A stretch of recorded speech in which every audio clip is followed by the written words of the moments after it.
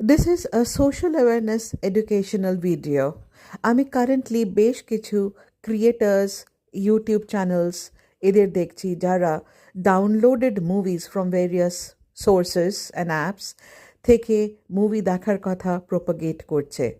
আমি স্ট্রিক্টলি এটা সবার অ্যাওয়ারনেসের জন্য জানাতে চাই, অনেকে হয়তো অলরেডি জানেন যে ইন্ডিয়াতে পাইরেটেড মুভি দেখা কিন্তু লিগ্যাল নয়। এখানে একটা মুভি তৈরি করতে বহু খরচ হয়, ডিরেক্টরস, টেকনিশিয়ানস, অ্যাক্টার্স, অ্যাক্ট্রেসেস সবার পেছনে বহু লক্ষ লক্ষ টাকা খরচ করা হয় এবং সেই টাকা ওঠানো হয় আমাদের সিনেমা হলসের মাধ্যম দিয়ে।